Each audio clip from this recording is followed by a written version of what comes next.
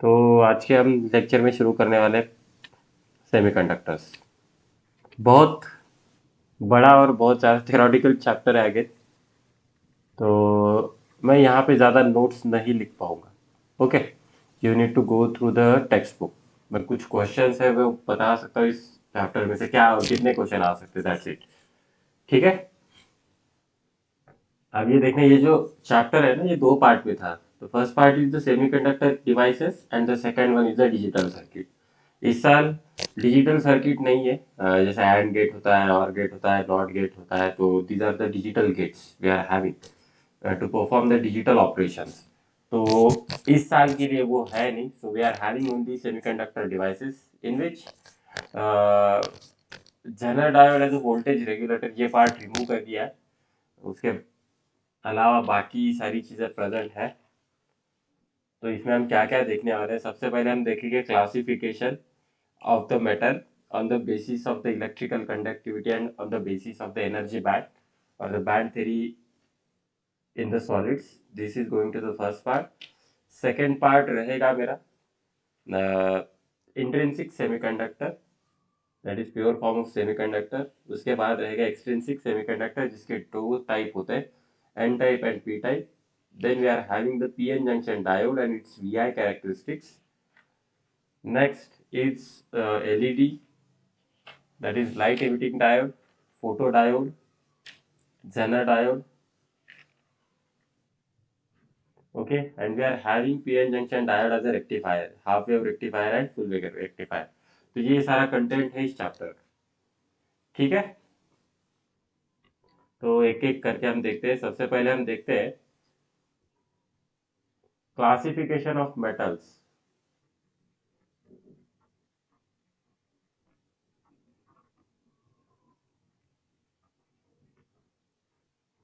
On the basis of electrical conductivity. On the basis of electrical conductivity. ठीक है। Electrical conductivity आप लोगों को पता होगा, ये टर्म होता है रेजिस्टिविटी, रो। याद है आप लोगों को, करंट इलेक्ट्रिसिटी में सीखा था, याद है? हेलो। Yes, sir. रेजिस्टिविटी क्या होता है? What is resistivity?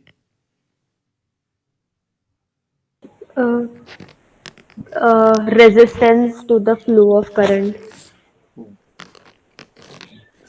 ओके, वो तो रेजिस्टेंस का डेफिनेशन हुआ। What is resistance? Sir, opposition to flow of Resistance, current. हाँ, per unit area and per unit, तो रेजिस्टिविटी देखना, ये मटेरियल की like, प्रॉपर्टी है। रेजिस्टिविटी हमने सीखा था, सॉरी, रेजिस्टेंस हमने सीखा था, R is equal to rho L by A, बराबर ना? तो ये जो टर्म होता है ना रो, इसे कहा जाता है resistivity. Again this is the property of material. वो सिर्फ टेम्परेचर के ऊपर डिपेंड करती है, बाकी और मटेरियल के ऊपर डिपेंड करती है, बाकी किसी चीज़ों पे ऊपर डिपेंड नहीं करेगी। That means length area conductor का अगर मैंने चेंज कर दिया कहीं पे, तो रेजिस्टिविटी मेरी चेंज होगी नहीं। हाँ, वो अलग चीज़ है कि रेजिस्टेंस चेंज हो सकता है, लेकिन मेरी रेजिस्टिविटी चेंज होगी नहीं। रेजिस्टिविटी सिर्फ डिपेंड करती है मेरी temperature and type of material.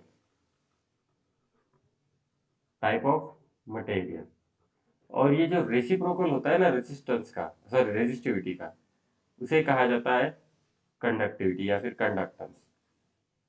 समझ रहे हो? रेजिस्टेंस का रेसिप्रोकल होता है कंडक्टेंस जी, 1/r।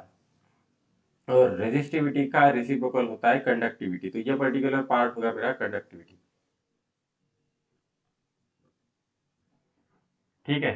तो on the basis of the resistivity I can classify the metals into three types. मैं मेटल को तीन तरीकों में क्लासिफाई कर सकता हूँ। The first part is nothing but the conductors.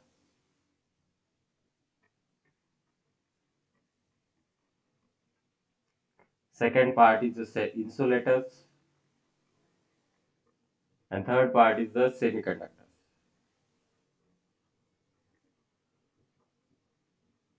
अब कंडक्टर्स क्या होते हैं?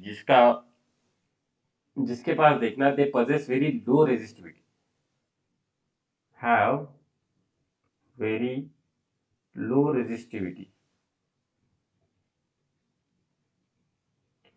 इंसुलेटर्स मतलब the material which is having very high resistivity, have very high resistivity.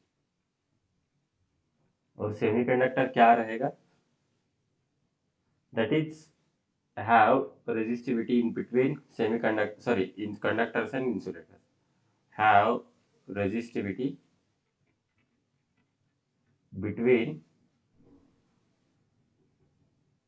conductors and insulators। ठीक है, तो इस तरह से हम किसी भी मेटल को क्लासिफाई कर सकते हैं, conductor, insulator and semiconductor. Book में कुछ वैल्यूज दी गई है रिगार्डिंग द रेजिस्टिविटी। तो अगेन वहां पे एक स्टेटमेंट भी मेंशन किया गया है, these are only the indicative values, it can go outside the range as well. तो ये सिर्फ इंडिकेटिव वैल्यू है, तो हम इसे याद नहीं रखेंगे। ओके, ठीक है।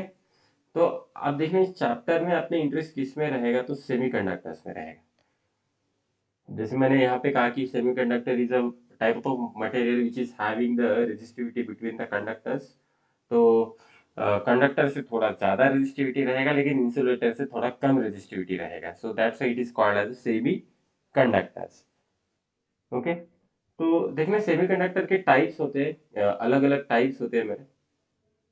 सबसे पहला होता है मेरा एलिमेंटल सेमीकंडक्टर। एलिमेंटल सेमीकंडक्टर्स जो दो है मेरे पास, सिलिकॉन एंड जर्मेनियम। तो ये हमें यहाँ भी मिल जाता है पीरियोडिक टेबल में, बराबर ना। अब इसे सेमीकंडक्टर्स क्यों कहा जाता है, मुझे बताना। सिलिकॉन और जर्मेनियम के आउटर ऑर्बिट में, आउटर मोस्ट ऑर्बिट में कितने इलेक्ट्रॉन्स प्रेजेंट है? 4।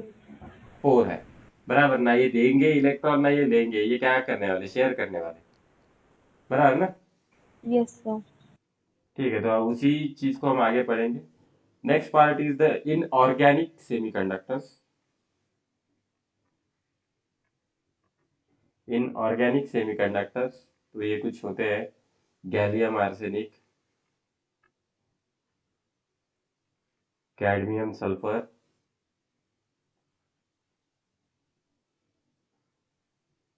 Indium phosphorus. तो ये अलग अलग मेरे पास हो सकते हैं इनऑर्गेनिक।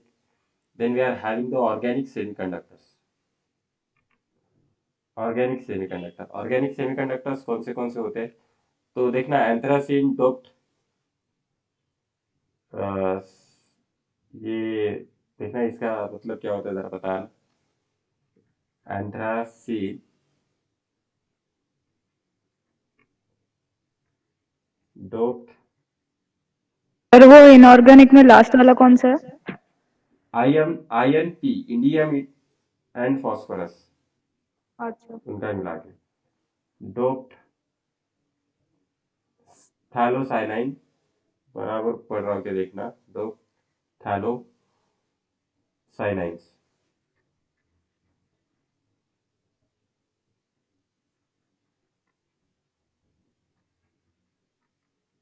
ठीक है,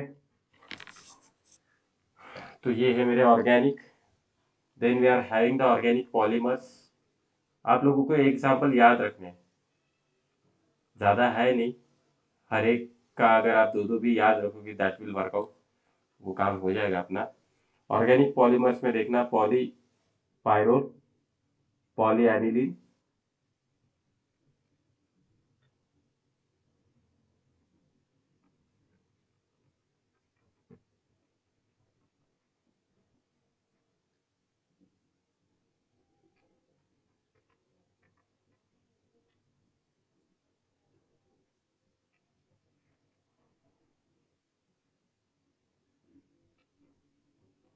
और ये एक रहेगा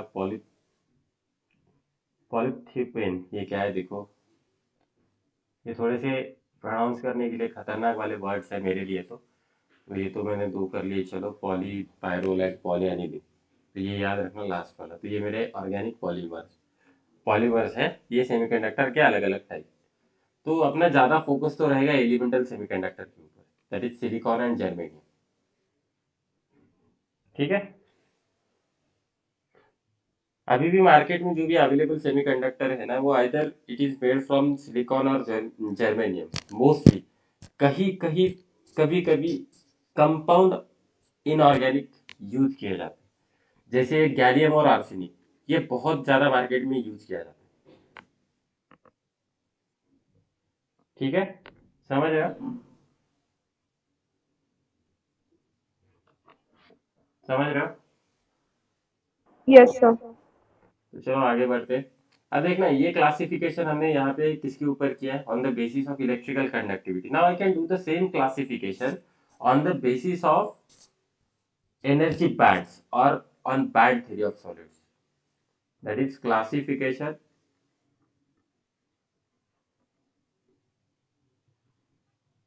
on the basis of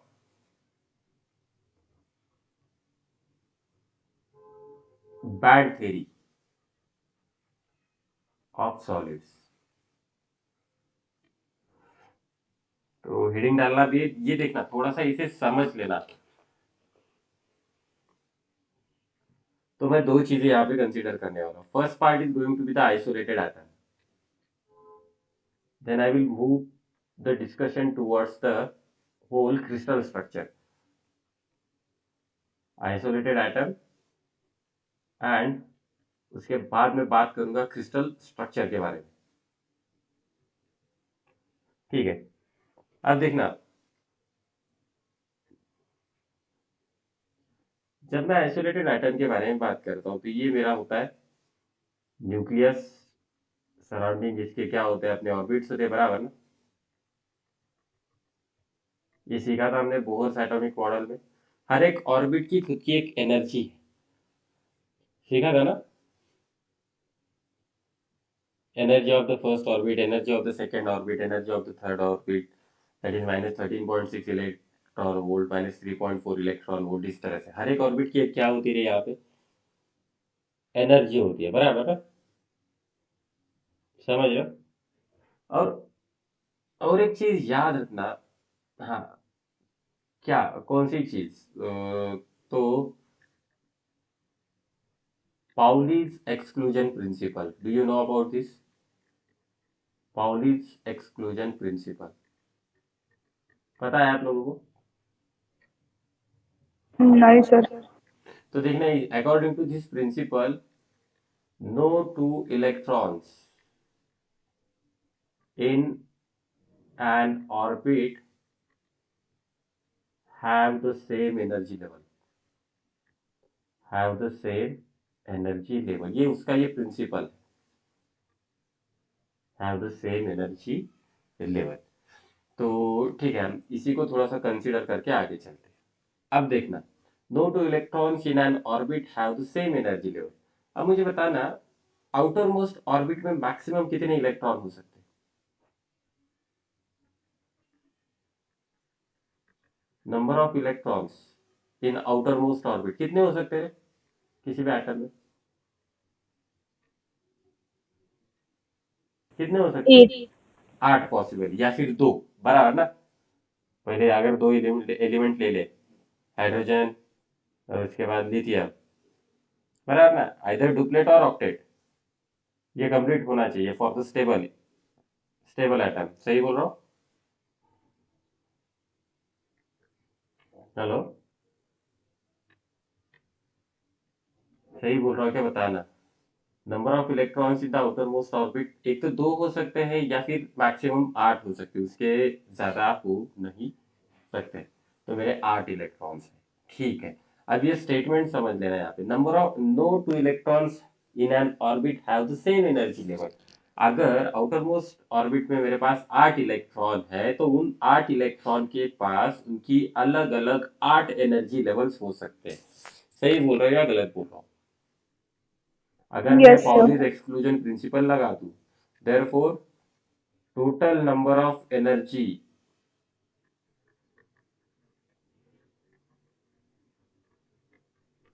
total number of energy levels कितने हो जाएंगे?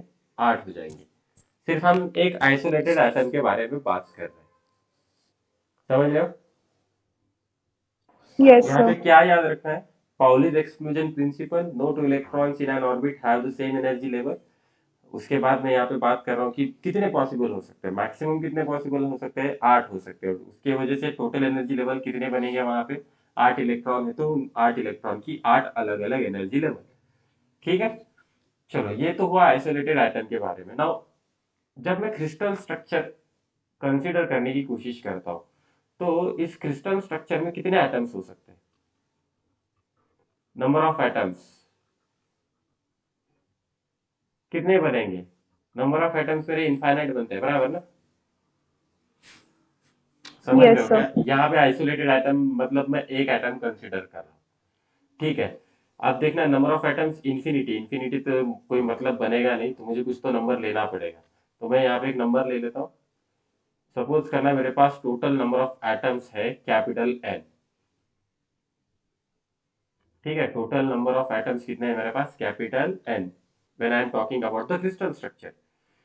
अब ये जितने भी एन एटम्स हैं वो एक दूसरे के बहुत नजदीक रहेंगे। Okay, every atom will be very close to each other, every atom will be very close to each other। अगर बहुत सारे एटम ऐसे एक दूसरे के नजदीक है तो इनका जो आउटर मोस्ट एनर्जी लेवल है तो ये कुछ इस तरह से ओवरलैप भी होने लगेगा, बराबर ना, बराबर ना, ये कुछ इस तरह से ओवरलैप होने लगेंगे outer most orbits. Yes, sir. तो इसीलिए देखना, जब मैं क्रिस्टल स्ट्रक्चर के बारे में बात करता हूँ तो यहाँ पे जितने भी इलेक्ट्रॉन्स हैं आउटर मोस्ट ऑर्बिट में, उनके पास कोई भी वेल डिफाइंड एनर्जी लेवल होगा नहीं। सो क्रिस्टल स्ट्रक्चर में देखा जाए तो atoms don't have atoms don't have well defined energy levels, electron energy levels. ये चीज समझ में आई, क्योंकि इनके जो आउटर मोस्ट ऑर्बिट रहेंगे वो बहुत ही क्लोज रहेंगे एक दूसरे के, कई कई बार भी वो ओवरलैप भी हो सकते हैं, जिसकी वजह से इलेक्ट्रॉन की यहाँ पे एनर्जी कुछ अलग हो सकती है जो कि हमने आइसोलेटेड एटम में कंसीडर किए। ठीक है, अब ये एनर्जी अलग क्यों होती है, तो ये जो इलेक्ट्रॉन्स है ना यहाँ पे आउटर मोस्ट ऑर्बिट में, यहाँ पे एक पॉसिबिलिटी ये भी बनती है कि उनके बीच में कोई इलेक्ट्रिक इंटरैक्शन हो रहा होगा। यहाँ पे जो इलेक्ट्रॉन है, यहाँ पे जो इलेक्ट्रॉन है, they may interact by using their electric field, जिसके वजह से क्या हो रहा है, मेरे एनर्जी लेवल्स मॉडिफाई हो रहे हैं, मेरे एनर्जी लेवल्स मॉडिफाई हो रहे हैं। लेकिन ये जो एनर्जी लेवल्स मॉडिफाई हो रहे हैं ना, ये एनर्जी लेवल्स कोई भी एप्रिशिएबल लेवल तक नहीं रहेंगे। किसके लिए, जो भी ऑर्बिट्स है इनसाइड, ये इनसाइड वाले ऑर्बिट, ये जो एनर्जी लेवल्स मॉडिफाई हो रहे फॉर द इनर ऑर्बिट्स, इनका कुछ भी ये नहीं रहेगा। यहाँ पे जो भी मॉडिफिकेशन होगा इन दो इनसाइड ऑर्बिट का, मॉडिफिकेशन एनर्जी लेवल में, तो वो ज्यादा अप्रिशिएबल होगा नहीं compare to the modification in the energy level of the outer orbit. समझ में आ रहा है। अब ऐसा क्यों, क्योंकि हमें पता है जो भी इलेक्ट्रॉन्स होते हैं ना वो लूजली बाउंड होते हैं in the outer most orbit, लेकिन इनर ऑर्बिट में उनका फुलफिलमेंट हुआ होता है, वो तो पैक्ड होते हैं, कंप्लीटली स्ट्रांगली बाउंड होते हैं वहां पे। समझ में आ रहा है, समझ में आ रहा है ये चीज। Yes, sir. तो मैं यहाँ पे लिख सकता हूँ, ड्यू टू इलेक्ट्रिक इंटरैक्शन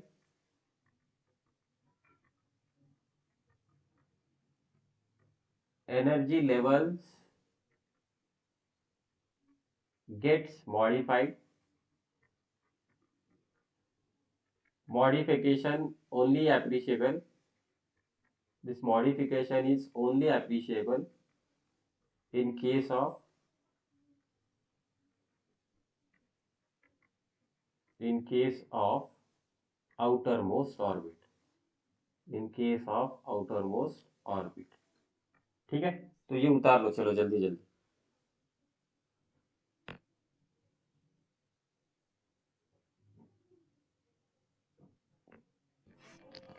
खत्म होने के बाद बताना।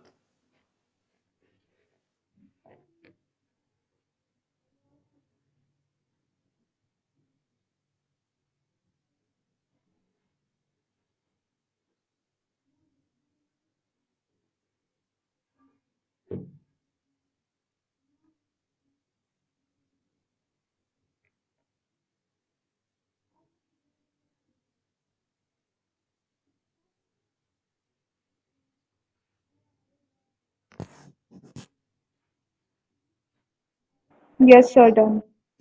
ओके ठीक है. Now just we will go back to the number of atoms in case of a crystal structure. हमने क्रिस्टल स्ट्रक्चर में कितने एटम्स कंसीडर किए हैं? N atoms. ठीक है. और हम यहाँ पे बात कर रहे हैं आउटर मोस्ट ऑर्बिट के बारे में. आउटर मोस्ट ऑर्बिट में मैक्सिमम कितने इलेक्ट्रॉन होते हैं? 8 होते हैं. तो total number of energy levels crystal structure में कितने बन सकते हैं? Total number of energy levels कितने बनेंगे? 8 and हाँ. Total number of energy levels कितने बनेंगे मेरे? 8n. ये पॉसिबिलिटी है. ये ऐसा ही हो ऐसा कुछ गारंटी है नहीं. अगर देखना 8 के 8 इलेक्ट्रॉन आउटर मोस्ट ऑर्बिट में आ गए तो हम उसे इनर्ट, ये कहते हैं क्या कहते हैं, इनर्ट गैसेस ही कहते हैं ना उसे. ऑलमोस्ट सारी चीजें गैस में होती है वो, जिसका ऑक्टेट कंप्लीट होता है. बराबर. yes, sir. तो ये पॉसिबिलिटी है. Total number of energy levels in atom कितने होने चाहिए? 8n होने चाहिए. तो देखना एनर्जी बैंड्स क्या होते हैं. What is energy bands? तो हमने देखा कि यहाँ पे मॉडिफिकेशन हो रहा है का किसमें, जो भी एनर्जी लेवल्स है आउटर मोस्ट ऑर्बिट के जो इलेक्ट्रॉन्स है उनके एनर्जी लेवल्स में मॉडिफिकेशन हो रहा है due to the electric interaction. ये मॉडिफिकेशन सिर्फ लास्ट वाले ऑर्बिट में है. ओके. तो इसके वजह से क्या हो रहा है, जैसे हमने आइसोलेटेड एटम में देखा कि शार्प मुझे 8 एनर्जी लेवल्स मिलने चाहिए थी, ये यहाँ पे शार्प 8 एनर्जी लेवल्स मुझे मिलेंगे नहीं. So what we are getting instead of the sharp defined energy levels. So in place of sharp defined energy levels,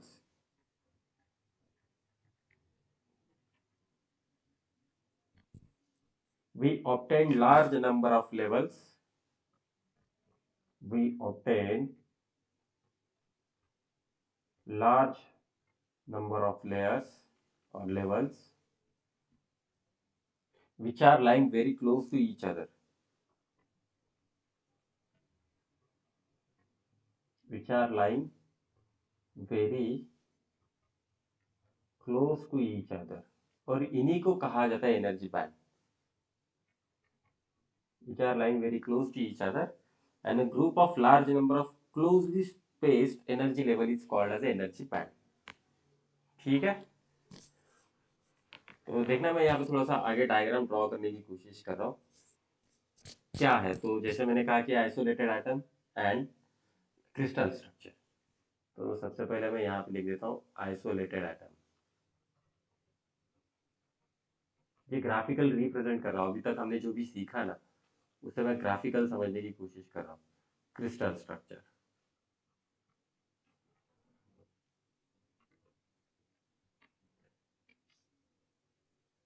तो आइसोलेटेड एटम में देखना ये जो एनर्जी लेवल्स है, these energy levels are for the inner orbits. कुछ इस तरह से हो सकते हैं. So this is going to be the energy levels for inner electron. inner electron के लिए energy level है. ठीक है. और outer electron के लिए ये कम से कम 8 वाले जो बनने चाहिए कुछ इस तरह से होंगे. तो ये होगा मेरा outer electron, उनकी एनर्जी लेवल है. अब देखना मैं जैसे ही क्रिस्टल स्ट्रक्चर के बारे में बात करता हूँ, ये जो इनर वाले जो एनर्जी लेवल्स है ना ये ज़्यादा मॉडिफाई होते नहीं है मेरे. तो I will keep this diagram same जो प्रीवियसली थी. This is for the inner electrons. हाँ. लेकिन अब देखना यहाँ पे कुछ चेंजेस होने वाले for the energy levels of outer electron. Outer electron के लिए देखना एनर्जी लेवल्स इस तरह से मॉडिफाई होती है. तो ये जो एनर्जी लेवल्स होते हैं ना तो क्लोजली स्पेस्ड, ओवरलैप होंगे नहीं लेकिन क्लोजली स्पेस्ड रहेंगे मेरे लेवल्स पूरे.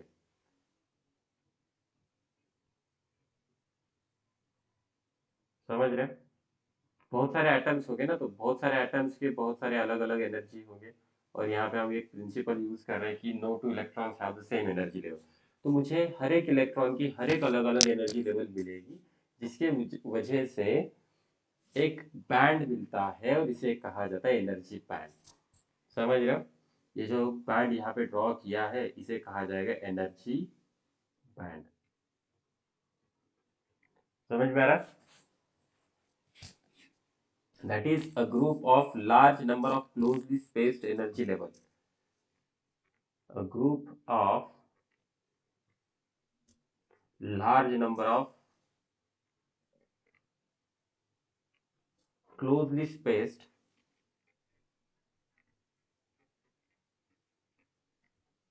energy level. Closely spaced energy level is called energy band. Is called energy band. ठीक है,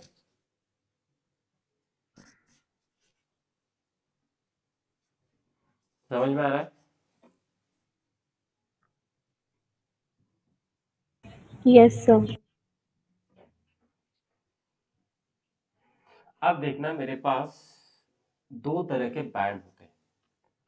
the first band is going to be the valence band. नाम में ही लिखा है types of the energy band. तो सबसे पहले रहेगा मेरा बैलेंस बैंड और दूसरा बैंड रहेगा मेरा कंडक्शन बैंड. दूसरा बैंड रहेगा मेरा कंडक्शन बैंड. हाँ, कोई बता सकता है कि क्या होगा बैलेंस बैंड? बैलेंस बैंड क्या हो सकता है? That is energy band formed by series of energy level containing the valence electron. ये वैलेंस बैंड जो होता है वैलेंस इलेक्ट्रॉन की वजह से आता है. That is energy band formed by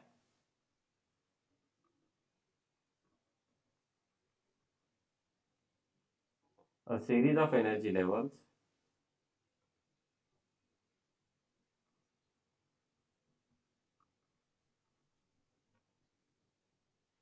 containing valence electron. Containing valence electron. तो उसकी वजह से जो बैंड बनता है ना उसे कहा जाता है वैलेंस बैंड. ठीक है, तो देखना, अब जैसे मैं बैंड के बारे में बात करता हूँ तो मुझे ये फैक्टर भी कंसीडर करना पड़ेगा कि what happens at absolute zero kelvin. तो मैं यहाँ पे, कहाँ पे, तो यहाँ पे देखना, यहाँ पे जगह है. तो मैं यहाँ पे एक बॉक्स बना के उसे लिखने की कोशिश कर रहा हूँ. This is related to the bands. यहाँ पे लिख रहा हूँ, इस बॉक्स में लिख रहा हूँ. तो मुझे दो चीजें कंसीडर करनी होती है. Absolute zero temperature. Absolute zero temperature मतलब कितना है? What is absolute zero temperature? 0 Kelvin. Yes, absolute zero kelvin. ठीक है, हम इसी चीज का बहुत यूज करेंगे, एब्सोल्यूट जीरो केल्विन. और absolute zero temperature is nothing but the zero kelvin. And दूसरी चीज होती है मेरी रूम टेम्परेचर. रूम टेम्परेचर देखना, जैसे ही जीरो केल्विन से मेरा टेम्परेचर 1 केल्विन की तरफ चलने लगता है, मतलब टेम्परेचर बढ़ रहा है, तो वहां पे क्या होता है, ये बैलेंस बैंड पे जो एनर्जी लेवल्स है ना वो फिलअप होने शुरू हो जाते हैं. ठीक है, तो लोएस्ट साइड से वो फिलअप होना चालू होता है, मतलब ये लोएस्ट पार्ट रहेगा मेरा. This is the lowest part. तो जीरो केल्विन से जैसे टेम्परेचर बढ़ता है ना 1 केल्विन की तरफ, तो एनर्जी बैंड्स मेरे भरने लगते हैं ऊपर की तरफ. ठीक है, तो इसके कुछ प्रॉपर्टी होती है. तो सबसे पहली प्रॉपर्टी ये रहेगी for the valence band, this band is always filled with electrons.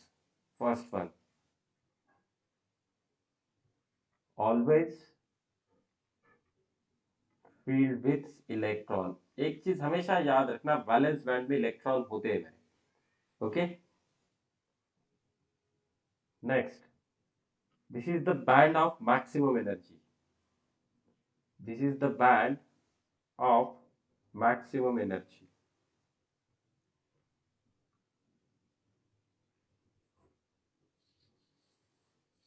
ठीक है, तो ये दो चीजें होती है. अब देखना, अगर इलेक्ट्रॉन्स मेरे वैलेंस शेल में हो तो करंट फ्लो होता है क्या रे? फॉर फ्लो ऑफ करंट मेरा इलेक्ट्रॉन क्या होना चाहिए? फ्री होना चाहिए ना. हम बोलते हैं ना कंडक्टर में नंबर ऑफ इलेक्ट्रॉन्स फ्री होते हैं, बहुत ज्यादा इलेक्ट्रॉन्स फ्री होते हैं, इसीलिए वो अच्छी तरह से करंट कंडक्ट कर सकता है. अब मैं यहाँ पे बोल रहा हूँ, अगर मेरे इलेक्ट्रॉन्स बैलेंस बैंड में है तो करंट कंडक्ट होगा क्या? होगा क्या?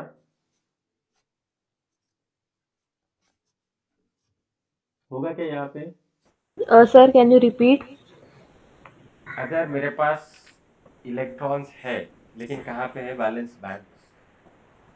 सिर्फ वैलेंस बैंड में इलेक्ट्रॉन है, तो मेरा क्वेश्चन ये है कि करंट फ्लो हो सकता है थ्रू दैट?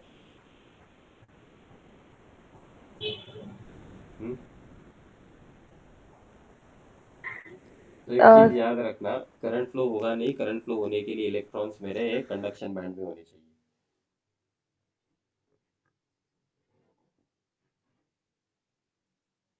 ठीक है, तो ये हम देखेंगे आगे।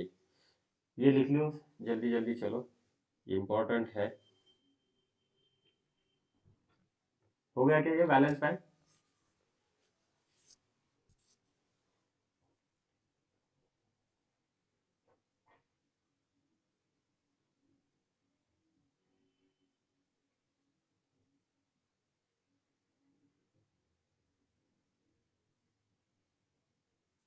तो यहाँ पे इसका और एक प्रॉपर्टी है, electrons are not capable of gaining the energy from the external electric field. यहाँ पे लिख देता हूँ, electrons are not capable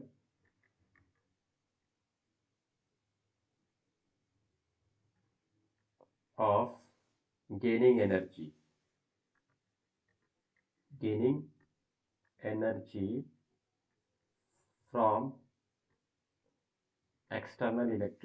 from external electric field।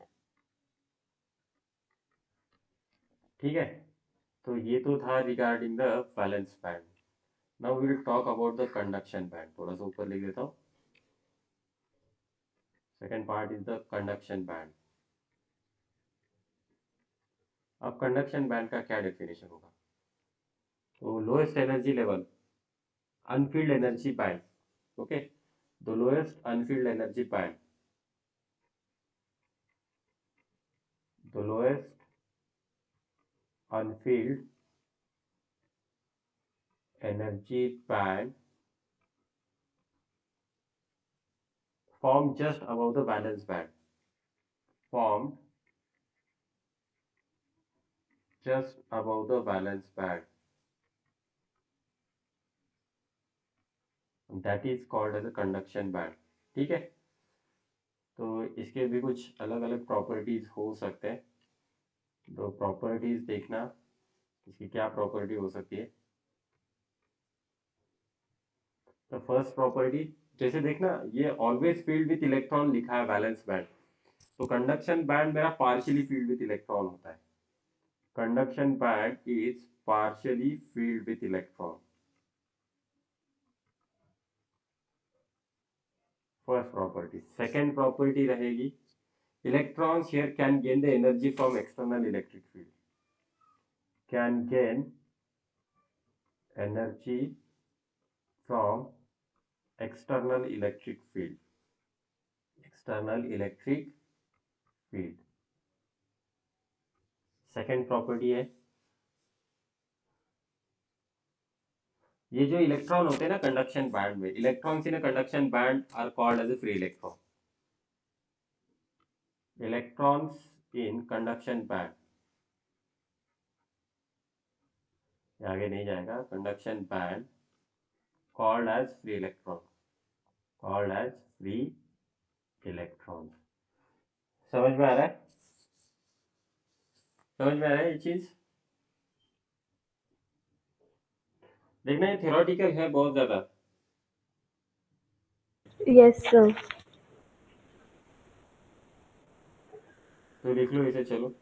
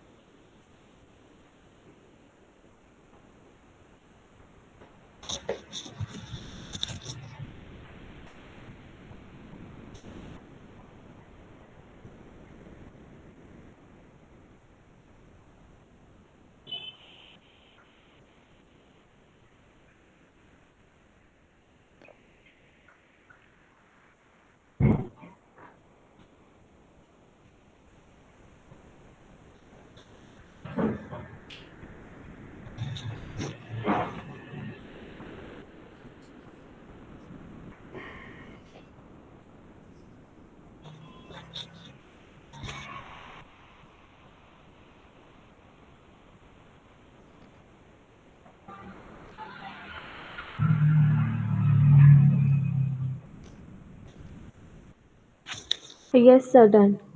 अभी देखना यहाँ पे कुछ कुछ चीजें थोड़ा सा याद रखना। कंडक्शन बैंड में इलेक्ट्रॉन्स पार्शियली फील्ड होते हैं, या फिर वो कंप्लीटली खाली भी हो सकता है कंडक्शन बैंड। लेकिन कंडक्शन बैंड कभी भी मेरा एट 0 केल्विन कंप्लीटली फील्ड होता नहीं है, वो पार्शियली ही फील्ड रहेगा। तो इस चीज को थोड़ा सा ध्यान देना। तो थोड़ा सा आगे बढ़ते हैं, अब मैं थोड़ा सा ये बैंड्स ड्रॉ करने की कोशिश करूंगा।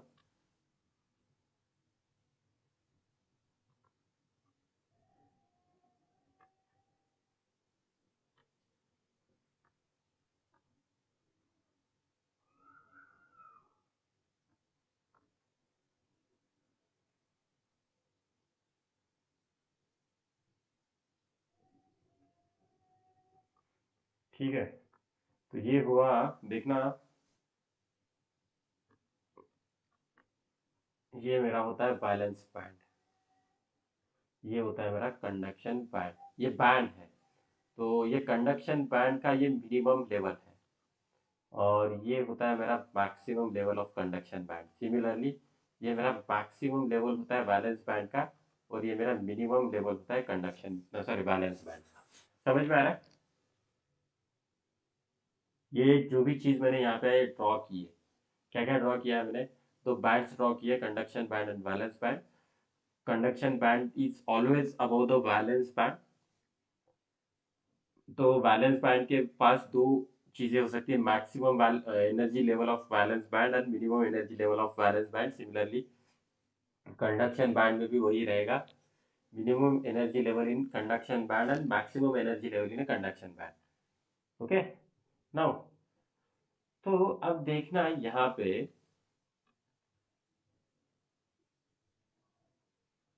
यहाँ से यहाँ पे आप लोगों को एक गैप दिख रहा है। Yes, can you see that gap?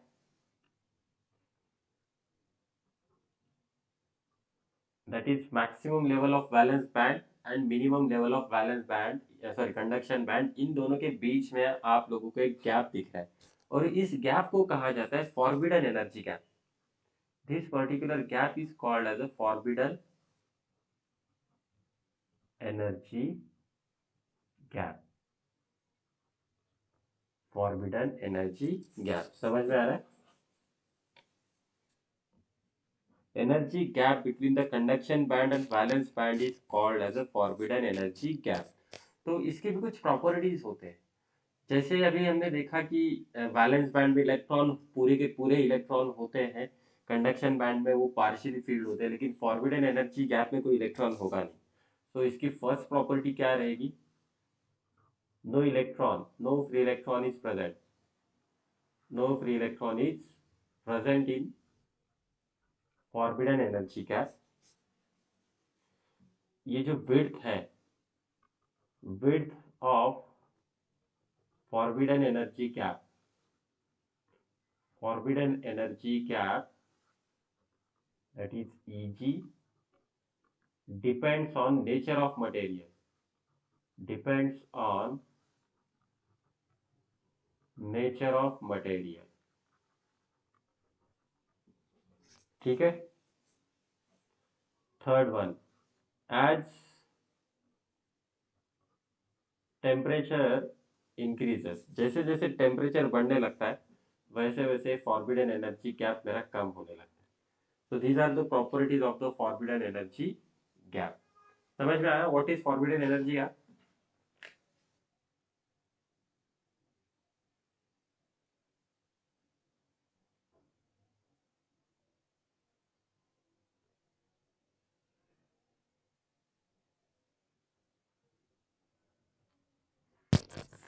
अरे समझ में आया क्या? Yes, sir. Yes, sir. तो ये तो चलो, हमने यहाँ पे दो तीन चीजें देख ली। क्या क्या देख लिया? सबसे पहले बैलेंस बैंड, उसके बाद देखा हमने conduction band, then we have gone through the forbidden energy gap. ठीक है, अब हम थोड़ा सा बात करते हैं इसके बारे में। मैंने यहाँ पे क्या लिखा है, total number of energy levels कितने हैं? 8n। Total number of energy levels कितने हैं? 8n होते हैं।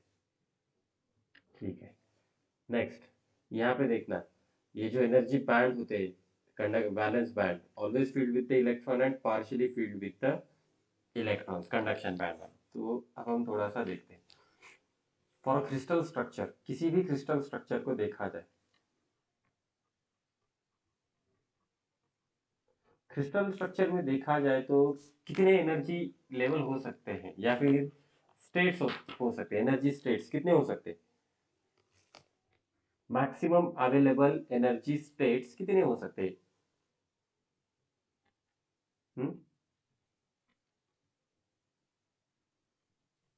मैक्सिमम अवेलेबल एनर्जी स्टेट्स कितने हो सकते हैं? स्टेट्स या फिर लेवल्स, हाँ, मैक्सिमम अवेलेबल एनर्जी लेवल्स, ये थोड़ा सा मैं एनसीईआरटी का वर्ड यूज कर रहा हूँ। स्टेट कितने हो सकते हैं? तो 8n स्टेट्स हो सकते हैं, बराबर ना, क्योंकि उतने ही एटम रहेंगे और आउटर मोस्ट ऑर्बिट में 8 ही इलेक्ट्रॉन हो सकते हैं और 8 इलेक्ट्रॉन के 8 अलग अलग एनर्जी लेवल्स, मेरे पास n एटम्स है तो उसके 8n एनर्जी स्टेट्स हो जाएंगे, बराबर। ठीक है, समझ रहे हो क्या? समझ में आ रहा है कि ये चीज? Yes, sir. Yes, sir. अभी ये जो 8n एनर्जी स्टेट्स है ना, हम इसको स्प्लिट कर सकते हैं 2 इक्वल पार्ट्स में। 8n energy states can be split into 2 equal parts, कुछ इस तरह से।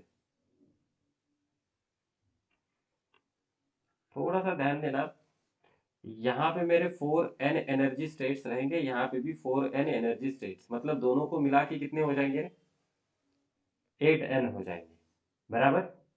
दोनों को मिला के कितने हो जाएंगे? 8n। अब इस 4n में देखना, एनर्जी स्टेट्स कुछ इस तरह से ऊपर की साइड में हो सकते हैं। ये बैंड थ्योरी में किया गया है, जो अपने एनसीईआरटी में है, मैं उसको यहाँ पे लिखने की कोशिश कर रहा हूँ। और जो नीचे वाले 4n स्टेट्स है ना, वो कुछ इस 4n से नीचे रहेंगे पूरे, बराबर। और इन दोनों के बीच में एक गैप होता है, इस गैप को कहा जाता है forbidden energy gap. Gap between the two 4n states is called as a forbidden energy gap. समझ रहे हो? समझ में आ रहा है? अरे समझ में आ रहा है क्या? Yes, sir. ठीक है। अब now depending upon the energy bands I can classify the solid और metals, मैं उनको क्लासिफाई कर सकता हूँ such as conductor, insulators and semiconductor. Depending upon the bands, energy bands के ऊपर मैं उनको क्लासिफाई करना चाहूंगा। That is classification of solid on basis of, ये हमने पहले भी डाला था heading, on basis of band theory. Band theory, band समझ में आया? बैंड क्या होता है, ये बैंड थ्योरी समझ में आई? बैंड थ्योरी समझ में आई क्या? Yes, sir. ठीक है, तो सबसे पहला रहेगा मेरा मेटल्स या फिर conductors. First part is going to be the conductors या फिर मेटल्स। तो इसके दो पॉसिबिलिटी हो सकती, we do have two possibilities. तो देखना, एक पॉसिबिलिटी कुछ इस तरह से होगी इसकी, ठीक है, जो फ्री हैंड ही ड्रॉ कर लेता हूँ, चलो थोड़ा सा गंदा आएगा लेकिन जल्दी हो जाएगा काम। तो एक पॉसिबिलिटी क्या है, तो यहाँ से यहाँ तक मेरा ये कंडक्शन बैंड, इसके नीचे रहेगा मेरा बैलेंस बैंड, कुछ इस तरह से ये बैलेंस बैंड रहेगा, ये कंडक्शन बैंड रहेगा। और इन दोनों के बीच में जो एनर्जी फॉरबिडन एनर्जी गैप है ना, वो बहुत कम रहेगा। This is the first possibility, ठीक है, this is the first possibility. और सेकंड पॉसिबिलिटी क्या है, ये जो दो बैंड्स है ना, ये ओवरलैप भी हो सकते हैं, तो टू बैंड्स में ओवरलैप। तो सब अगर वो बहुत अच्छा कंडक्टर रहा तो यहाँ पे बैंड्स मेरे ओवरलैप होंगी, यहाँ पे मेरे बैंड्स ओवरलैप होंगी, ठीक है, समझ में आ रहा है? तो कंडक्टर्स में ये दो पॉसिबिलिटी हो सकती है। क्या पॉसिबिलिटी हो सकती है? That is forbidden energy gap is very less, या फिर conduction band and valence band में overlap. Conduction band and valence band में ओवरलैप, तो यहाँ पे फॉरबिडन एनर्जी गैप मेरा जीरो हो सकता है। ठीक है, तो देखना अब मैं यहाँ पे अगर लिख रहा हूँ, वैलेंस बैंड में पूरे के पूरे इलेक्ट्रॉन्स होते हैं भरे पड़े, और कंडक्शन बैंड में बोल सकता हूँ कि वो पार्शियली फील्ड हो सकता है, पार्शियली फील्ड हो सकता है। कंडक्टर्स को इस तरह से क्यों, कंडक्टर का मतलब क्या है, गुड कंडक्टर को क्या बोल सकते हैं हम, या फिर मेटल्स को क्या बोल सकते हैं, metals are the good conductor of electricity since they are having free electrons, ample amount of free electrons or large number of free electrons available, बराबर ना। तो देखना, जो भी करंट फ्लो होता है ना, वो इस वैलेंस बैंड की इलेक्ट्रॉन से करंट फ्लो होता नहीं, जो भी इलेक्ट्रॉन्स मेरे कंडक्शन बैंड में होते हैं उसकी वजह से मेरा करंट फ्लो होने लगता है किसी भी कंडक्टर में। अब forbidden energy gap conduction band और वैलेंस बैंड में बहुत कम है, तो अगर मैं इसको थोड़ा भी टेम्परेचर मिल जाता है even at a room temperature, तो ये जो वैलेंस बैंड के जो इलेक्ट्रॉन्स होते हैं ना, वो इस कंडक्शन बैंड में जंप करने लगते हैं, तो यहाँ पे नंबर ऑफ इलेक्ट्रॉन्स बहुत ज्यादा अवेलेबल हो जाएंगे even at the room temperature. So metals are the good conductors of electricity, ये केस है। या फिर दूसरी केस, यहाँ पे तो चलो कंडक्शन बैंड और वैलेंस बैंड दोनों भी ओवरलैप हो चुके हैं, ठीक है, मतलब इस जो भी इलेक्ट्रॉन्स प्रेजेंट है इन द वैलेंस बैंड, उनको कुछ अलग एक्स्ट्रा एनर्जी की जरूरत है ही नहीं। ये जो इलेक्ट्रॉन्स है ना, these electrons can freely go into the conduction band without any external energy. समझ गया, समझ में आ रहा है, अरे समझ में आ रहा है क्या।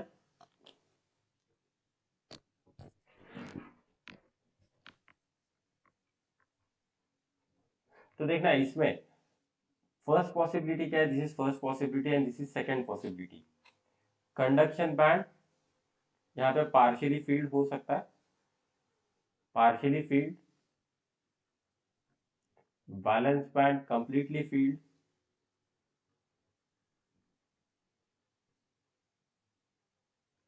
एंड जो भी एनर्जी गैप रहेगा एक्सट्रीमली स्मॉल एनर्जी गैप, तो ये फर्स्ट पॉसिबिलिटी हो सकती है, एक्सट्रीमली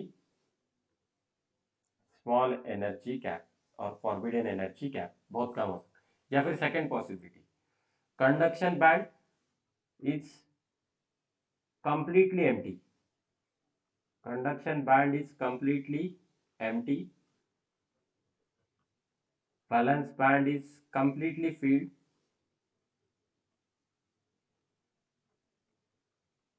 और एनर्जी गैप जो है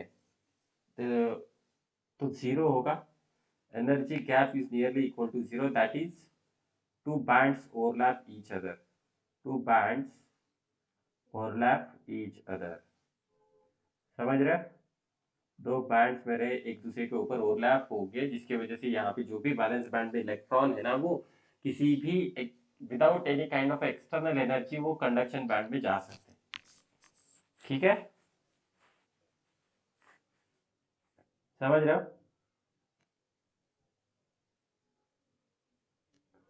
Yes, sir. चलो लिख लो, ये सिंपल है आपके एग्जाम में, इसी तरह अगर इसी तरह से आपने एग्जाम में लिख दिया तो बात खत्म।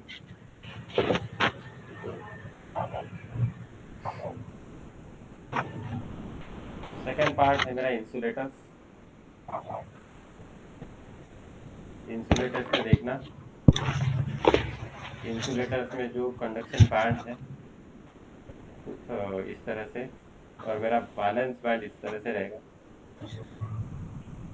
और जो फॉरबिडन एनर्जी गैप है बहुत ज़्यादा रहेगी, फॉरबिडन एनर्जी गैप है ना, तो ये बहुत ज़्यादा रहेगी, this is very large, this is very large, this is in the order of 3 to 6 electron volt, 3 to 6 electron volt. मतलब क्या हुआ, अगर इलेक्ट्रॉन को जो भी बैलेंस बैंड में इलेक्ट्रॉन प्रेजेंट है ना मेरे यहाँ पे, कंडक्शन बैंड तो एम्प्टी ही रहेगा, या फिर वेरी फ्यू इलेक्ट्रॉन, एक हाथ दूजे इलेक्ट्रॉन यहाँ पे रहेगा, जिसकी वजह से मुझे करंट तो मिलेगा नहीं, अब देखना, अगर वैलेंस बैंड के इलेक्ट्रॉन को जंप करना है कंडक्शन बैंड में, तो इनको बहुत ज्यादा एनर्जी लगेगी, एक्सटर्नल सोर्स से इनको बहुत ज्यादा एनर्जी लगेगी, तब जाके ये जंप करेगा। लेकिन ये पॉसिबल होता ही नहीं है इनको जंप करना। इसका मतलब क्या हुआ, कंडक्शन बैंड ऑलमोस्ट पहले एम्प्टी था और बाद में भी एम्प्टी रहेगा, आप अगर उसे एक्सटर्नल इलेक्ट्रिक फील्ड लगाते। बेस्ट एग्जांपल, अगर आप किसी वुड को बैटरी कनेक्ट करते हो तो वुड से कोई करंट फ्लो होता है क्या? मैं वुड ले रहा हूँ एक, इस तरह से, No, sir. It's an insulator, so हाँ नहीं ये होगा. इंसुलेटर है, तो इस वुड को मैंने बैटरी कनेक्ट कर दिया। बैटरी कनेक्ट करने से इस वुड में से करंट फ्लो होता है क्या? नहीं होता। क्यों नहीं होता? क्योंकि जो भी बैलेंस बैंड में इलेक्ट्रॉन है ना, उनके पास इतनी सफिशिएंट एनर्जी है ही नहीं। ये जो लॉन्ग जंप करनी है ना इनको कंडक्शन बैंड में जाने के लिए, उतनी एनर्जी मिलेगी ही नहीं। तो इसीलिए यहाँ से कोई करंट फ्लो होता नहीं है, कंडक्शन बैंड में फ्री इलेक्ट्रॉन्स अवेलेबल होते नहीं है। तो इसीलिए ऐसे मटेरियल के इंसुलेटर ही कहा जाता है, सिंपल टर्म। ठीक है।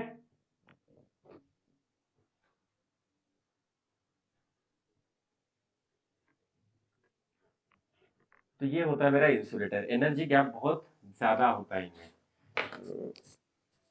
हाँ, अपने बुक में तो दिया है energy gap is greater than 3 electron volt.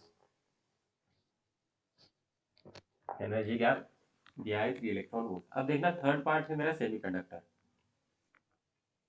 Third classification है सेमी कंडक्टर्स। अब सेमीकंडक्टर में क्या होता है, ये जो एनर्जी गैप होता है ना वो थोड़ा सा कम होता है। किससे? इंसुलेटर से थोड़ा सा कम, लेकिन कंडक्टर से थोड़ा सा ज्यादा। तो ये मेरा कंडक्शन बैंड, ये मेरा वैलेंस बैंड। कंडक्शन बैंड में, सॉरी, वैलेंस बैंड में मेरे इलेक्ट्रॉन्स होते हैं। अगेन, कंडक्शन बैंड में फ्यू इलेक्ट्रॉन्स हो सकते हैं, क्योंकि कंडक्शन बैंड पार्शियली फील्ड हो सकता है। देखना, conduction band either partially field और कंप्लीटली एम्प्टी, लेकिन वैलेंस बैंड मेरा हमेशा कंप्लीटली फील्ड ही रहेगा। ओके, और ये जो एनर्जी गैप होता है, this energy gap is less than 3 electron volt. ये आप जो बुक की वैल्यू वो लिख के दे रहा हूँ, energy gap is less than 3 electron volt. This energy gap is greater than 3 electron volt, तो यहाँ पे लेस देन 3 इलेक्ट्रॉन वोल्ट रहेगा। ठीक है।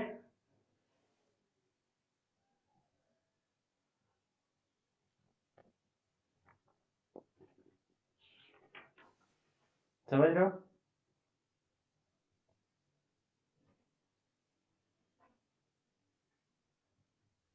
तो कंडक्टर के केस में अगर देखा जाए तो जो एनर्जी गैप होता है वो छोटा होता है बट फाइनाइट होता है, due to this small band gap. जो रूम टेम्परेचर पे, हाँ, रूम टेम्परेचर पे देखना, कभी भी मैंने पीछे लिखा था ना, यहाँ पे बॉक्स में लिखा था कि 0 केल्विन और रूम टेम्परेचर में इन दोनों के बारे में चर्चा करूंगा। जो भी एनर्जी लेवल्स फिलअप हो रही है ना 0 केल्विन पे, उसे कहा जाता है फर्मी लेवल। 0 केल्विन मतलब कितना हुआ है? -273 डिग्री सेंटीग्रेड, बराबर ना? 0 केल्विन मतलब कितना हो जाएगा? -273 सेंटीग्रेड। और रूम टेम्परेचर मतलब कितना हो जाएगा? 25 डिग्री सेंटीग्रेड। तो बहुत ज्यादा टेम्परेचर हुआ, compare to the 0 kelvin room temperature बहुत ज्यादा हुआ ना। Yes, sir. तो इसका मतलब क्या होता है, इन इलेक्ट्रॉन एट रूम टेम्परेचर इन इलेक्ट्रॉन को एनर्जी मिल जाती है, ये इलेक्ट्रॉन एनर्जी एक्वायर कर लेते हैं और ये इलेक्ट्रॉन जंप करने लगते हैं। This electron can jump into the conduction band eight room temperature itself. तो मतलब कंडक्शन बैंड में मेरे इलेक्ट्रॉन्स बढ़ने लगते हैं, स्लोली स्लोली इलेक्ट्रॉन्स बढ़ने लगते हैं, जिसकी वजह से मेरी कंडक्टिविटी सेमीकंडक्टर की बढ़ने लगती है। ठीक है। अगर मैं कंडक्टर्स और इंसुलेटर्स को देखूं, टेम्परेचर कोएफिशिएंट देखने की कोशिश करूं, तो कंडक्टर का ग्राफ कुछ इस तरह से होता है। The graph of the conductor when there is increase in temperature, तो उसकी कंडक्टिविटी डिक्रीज होती है। ठीक है। अगर टेम्परेचर इंक्रीज हो रहा है तो कंडक्टिविटी डिक्रीज होती है, क्योंकि resistivity is inversely proportional to the tau, that is time period between two successive collision. Okay. Time period देखना, टेम्परेचर बढ़ा मतलब कोलिजन होने का टाइम मेरा क्या होता है? घटता है। वो घटने की वजह से मेरी रेजिस्टिविटी बढ़ती है, रेजिस्टिविटी बढ़ने की वजह से मेरी कंडक्टिविटी घटती है, इन case of the conductors. But in case of a semi conductor, ये जो ग्राफ होता है ना कंडक्टिविटी का और टेम्परेचर का, कंडक्टिविटी का और टेम्परेचर का कुछ इस तरह से होता है। जैसे मैंने कहा, रूम टेम्परेचर पे ये इलेक्ट्रॉन जो है वैलेंस बैंड में प्रेजेंट, वो एनर्जी एक्वायर करने की कोशिश करते हैं, एनर्जी एक्वायर करते हुए ये जंप मारने लगते हैं। तो दैट मीन्स कंडक्शन बैंड में बहुत ज़्यादा इलेक्ट्रॉन्स अवेलेबल होने लगते हैं। So here I can say that conductivity of a semiconductor increases with the temperature, whereas conductivity of a conductor decreases with the temperature. ठीक है, समझ रहे हो ये चीज?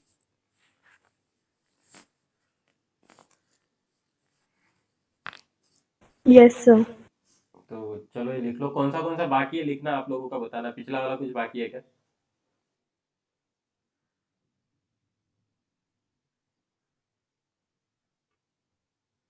कौन सा बाकी है? ये लिख लिया था? Yes, sir. ये वाला हुआ था? हाँ, 1 मिनट. हाँ लिख लो. So just I will take a 5 minutes break. बहुत ज़्यादा सीरियस हो, just I will take the 5 minutes break. ठीक है, थोड़ा सा पानी पी लेता हूँ. Okay, sir.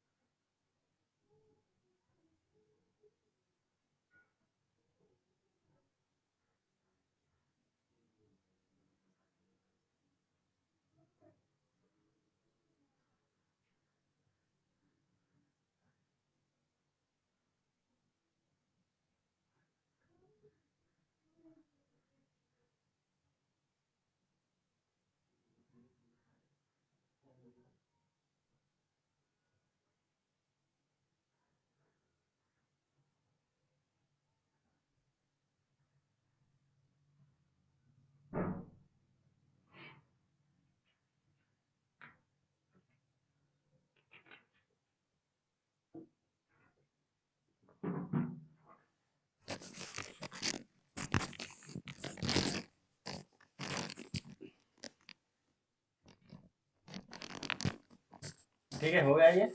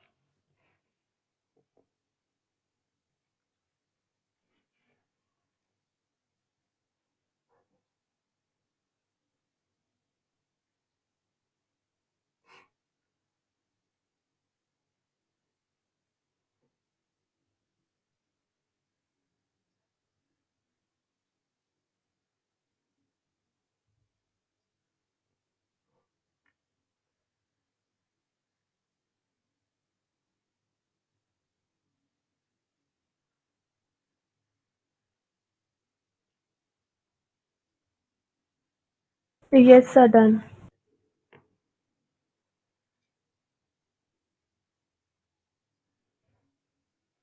ये वाला भी लिख लो.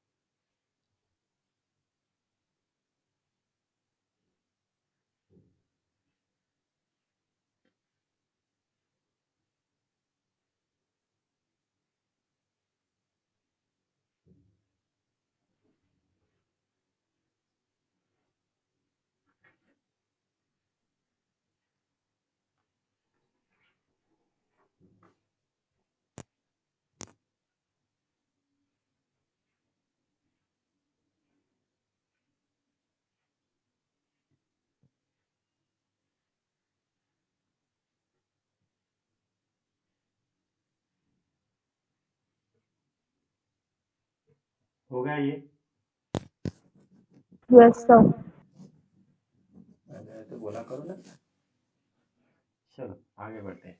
अब हम बात करेंगे टाइप्स ऑफ सेमीकंडक्टर। तो ये चैप्टर मोस्टली कॉन्सेंट्रेटेड है ऑन सेमीकंडक्टर। तो next part is going to be the types of semiconductor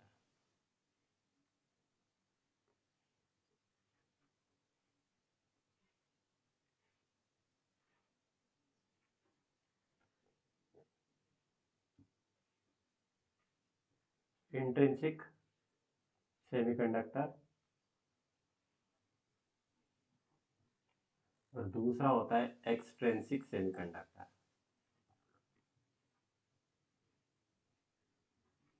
तो इसमें दो टाइप होते हैं, P type and N type. अब इंट्रिंसिक सेमीकंडक्टर का मतलब क्या है? तो ये होता है pure form of semiconductor. Pure form of semiconductor ये होता है impure form. And this type of semiconductor, sorry यहाँ पे मैंने कंडक्टर लिखा है, सेमीकंडक्टर।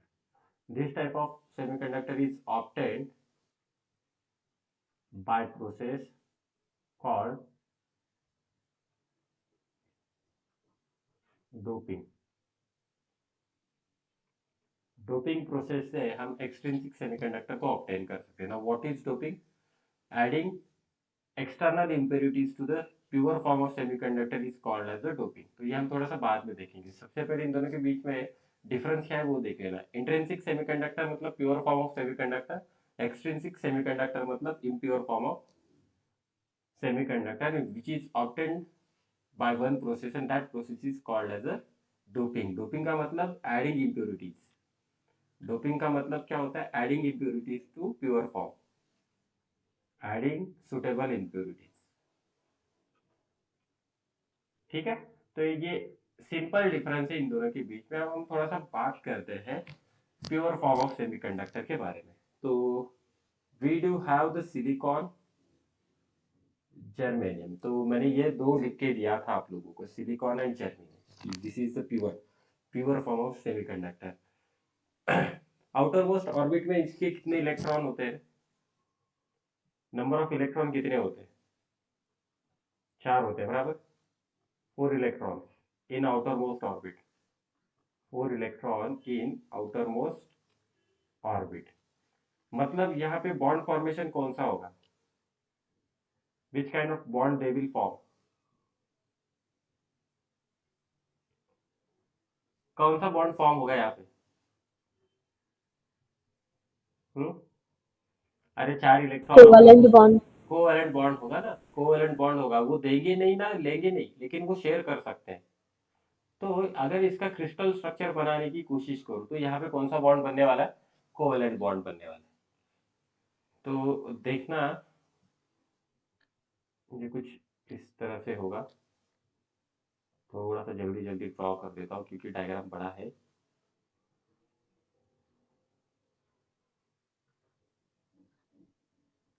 ये सिलिकॉन ले लो या फिर जर्मेनियम ले लो, कोई प्रॉब्लम नहीं, सिर्फ एक ही ले।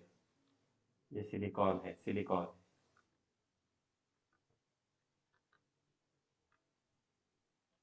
अभी इसके आउटर ऑर्बिट में कितने इलेक्ट्रॉन है? 4 4 इलेक्ट्रॉन है, बराबर ना। तो ये कौन सा बॉन्ड बनाएगा? ये कोवैलेंट बॉन्ड बनाएगा।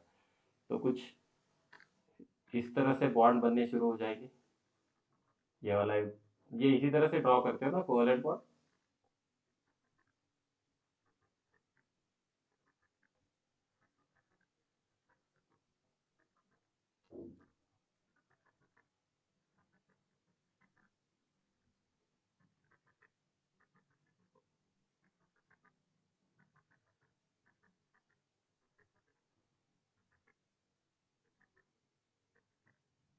अब यहाँ पे प्रोसीजर समझ लेना।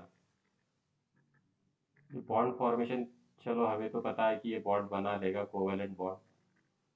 ये नीचे वाला पार्ट ज़्यादा नहीं, कम से कम ये 9 सिलिकॉन तो ड्रॉ कर देना, और ये बॉन्ड इस तरह से दिखा देना एग्जाम में भी। ओके।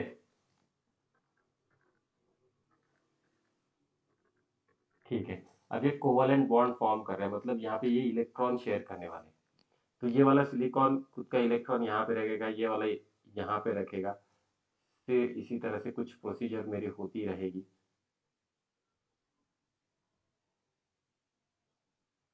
बराबर ना। तो देखना इसका ऑक्टेट भी कंप्लीट हो रहा है।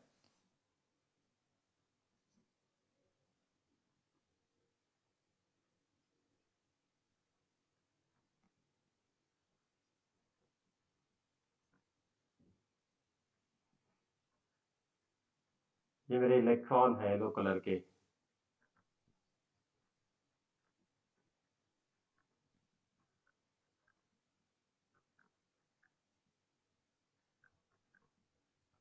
ठीक है, कुछ इस तरह से मेरे इलेक्ट्रॉन है, समझ में आ रहा है। इन्होंने कोवैलेंट बॉन्ड बना दिया है और मेरे इलेक्ट्रॉन कुछ इस तरह से बन रहे हैं। Is it visible? ये डायग्राम दिख रहा है? Yes sir. हाँ। तो अब देखना यहाँ पे दो चीजें क्या होगी। तो दो चीजें मतलब फिर से वो टेम्परेचर वाला पॉइंट कंसीडर कर लूंगा। एट एब्सोल्यूट 0 केल्विन टेम्परेचर, ये सिलिकॉन का क्रिस्टल क्या करता है, ये बॉन्ड्स बनाता है और इनका जो मोशन होने वाला है किसी भी इलेक्ट्रॉन का, वो इस मोशन को बंद कर देता है। इन शॉर्ट मैं इसे बोलता हूँ कि इस क्रिस्टल स्ट्रक्चर को या फिर इलेक्ट्रॉन को यहाँ पे ठंडी बज रही है। ठंडी क्यों बज रही है? क्योंकि यहाँ पे टेम्परेचर कितना है? 0 केल्विन, मतलब टेम्परेचर कितना है बाबा? -273 डिग्री सेंटीग्रेड, बराबर ना। तो इतने कम टेम्परेचर पे किसी का भी मोशन पॉसिबल नहीं है। At absolute 0 kelvin temperature, no particle is having their motion, or the motion of the particle keys. Okay, ये कुछ वर्ड है, कीज होता है ना, motion ceases at 0 kelvin, motion ceases at 0 kelvin. तो मतलब यहाँ पे बॉन्ड ब्रेक होने का कोई भी सवाल है नहीं। लेकिन जैसे ही अब रूम टेम्परेचर आता है, eight room temperature that is 298 kelvin, 298 kelvin मतलब 25 डिग्री सेंटीग्रेड। तो टेम्परेचर कितना बढ़ा रहे? टेम्परेचर कितना बढ़ा? 298 केल्विन आ रहा है, मतलब near about 273 degree centigrade temperature बढ़ा, बराबर। समझ रहे हो? टेम्परेचर कितना बढ़ा यहाँ पे? 273 डिग्री सेल्सियस से टेम्परेचर बढ़ा, मतलब क्या हुआ? तो यहाँ पे रूम टेम्परेचर पे इन इलेक्ट्रॉन को कुछ थर्मल एनर्जी मिलने वाली है। ठीक है, they will get thermal energy. लेकिन ये थर्मल एनर्जी पूरे के पूरे इलेक्ट्रॉन को मिलेगी नहीं, क्योंकि देखना बाकी लोगों को भी मिलेगा एनर्जी, लेकिन उसमें से कुछ बदमाश जो होते हैं ना, उनको ज्यादा एनर्जी मिलेगी। जैसे इनको ज्यादा एनर्जी मिलती है ना, तो यहाँ पे इलेक्ट्रॉन क्या करेगा? बॉन्ड को ब्रेक कर देगा eight room temperature. Eight room temperature room temperature को some of the electron will get that thermal energy, so the electron will break the bond. Electron मेरा क्या करेगा, यहाँ पे बॉन्ड ब्रेक करेगा. Electron will break the bond. ये bond break करेगा. जैसे ही ये बॉन्ड ब्रेक करता है कहीं से भी लेना कि ये इलेक्ट्रॉन ने सपोज ये बॉन्ड ब्रेक कर दिया, तो इलेक्ट्रॉन मेरा बाहर निकलेगा. That electron will go outside. तो वो इलेक्ट्रॉन यहाँ पे कहीं पे आएगा. जैसे वो बाहर आएगा तो यहाँ पे क्या क्रिएट होगा, वैकेंसी क्रिएट होगी, बराबर ना. जैसे इलेक्ट्रॉन बॉन्ड ब्रेक करेगा, electron will break the bond, it will come out, it will come out by creating vacancy, and this vacancy is nothing but the okay. ये जो vacancy होती है ना, vacancy of electron is called as the holes. Vacancy of electrons is called as the holes. Vacancy of electrons is called as a holes. समझ रहे हो क्या? क्या हुआ है, 0 केल्विन पे कोई बॉन्ड ब्रेक हुआ क्या? समझ रहे हो? अरे बोलो कुछ तो. At 0 kelvin Yes, bond break sir. हुआ क्या? कोई बॉन्ड ब्रेक हुआ नहीं. मोशन मेरा थमसा गया और मेरा क्रिस्टल स्ट्रक्चर जो स्टेबल पोजीशन में रहा. लेकिन जैसे ही रूम टेम्परेचर आया मेरे पास, तो कुछ इलेक्ट्रॉन्स ने क्या किया बाबा, कुछ इलेक्ट्रॉन्स ने वो एनर्जी ले ली, थर्मल एनर्जी ले ली, जिसके वजह से क्या हुआ, उनके पास वो बॉन्ड ब्रेक करने की ताकत आ गई. उन्होंने क्या किया, यहाँ पे बॉन्ड ब्रेक कर दिया. बॉन्ड ब्रेक करने के बाद वो इलेक्ट्रॉन मेरा बाहर आ चुका है क्रिस्टल स्ट्रक्चर से. और जैसे ही वो बाहर आ रहा था तो उसने क्या क्रिएट किया रे वहां पे, तो उसने क्रिएट किया वैकेंसी. ओके. और उसी वैकेंसी को क्या कहा जाता है, वैकेंसी ऑफ इलेक्ट्रॉन को क्या कहा जाता है?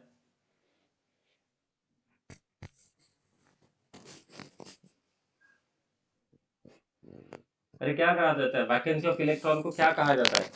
लिखा है ना यहाँ पे. अरे बोलो.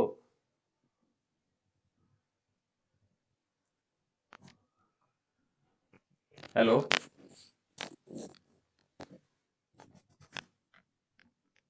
हेलो.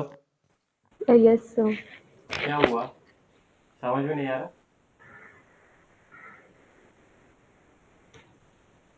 अरे बोलो कुछ, समझ में नहीं आ रहा क्या? नहीं सर, समझ में नहीं आ रहा?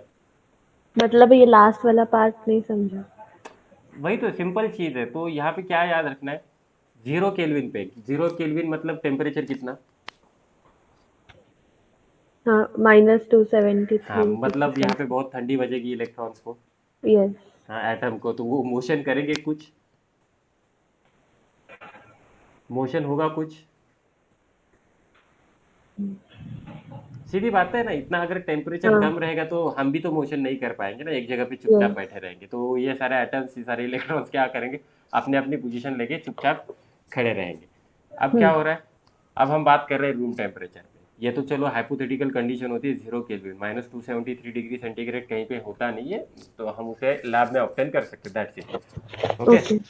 ठीक है. लेकिन अब होगा क्या, रूम टेम्परेचर. रूम टेम्परेचर मतलब कितना रहेगा, 25 डिग्री सेंटीग्रेड, बराबर ना. यस. टेम्परेचर बढ़ा मतलब क्या होगा, तो थर्मल एनर्जी बढ़ी होगी. ठीक है. टेम्परेचर बढ़ रहा है मतलब थर्मल एनर्जी बढ़ी होगी. रिस्पॉन्ड करते रहना. ओके. टेम्परेचर बढ़ा मतलब थर्मल एनर्जी बढ़ी. अब ये जो थर्मल एनर्जी बढ़ी है, तो ये कौन लेगा, पूरे के पूरे इलेक्ट्रॉन्स लेंगे नहीं. Some of electrons will take that thermal energy. ठीक है. कुछ इलेक्ट्रॉन्स वो थर्मल एनर्जी ले लेते हैं, जिसके वजह से वो इलेक्ट्रॉन क्या करने वाला होगा, what will do that electron क्या करेगा, यहाँ पे क्या करेगा, इलेक्ट्रॉन बॉन्ड ब्रेक करेगा. Electron yes. बॉन्ड ब्रेक करेगा. ब्रेक का स्पेलिंग सही लिखा है क्या, देखना मैंने. हाँ, सही लिखा है. इलेक्ट्रॉन बॉन्ड ब्रेक करेगा. जैसे इलेक्ट्रॉन बॉन्ड ब्रेक करेगा, तो मैंने यहाँ पे एक सिंपल वाला इलेक्ट्रॉन लिया, मैंने बाहर निकाला उसे. Can you see that. देख पा रहे हो क्या तुम डायग्राम में? Yes, sir. इलेक्ट्रॉन मेरा बाहर है। अब अगर यहाँ से इलेक्ट्रॉन बाहर आ रहा है तो वहां पे कुछ वैकेंसी क्रिएट होगी। अब इलेक्ट्रॉन क्या करेगा, इलेक्ट्रॉन बॉन्ड को ब्रेक करेगा, बॉन्ड ब्रेक होने की वजह से मेरी वैकेंसी क्रिएट होगी, और जो भी मेरी वैकेंसी क्रिएट होती है उसे क्या कहा जाता है, होल्स कहा जाता है। जो भी मेरी वैकेंसी क्रिएट होती है उसे क्या कहा जाता है, होल्स कहा जाता है। समझ में आ रहा है?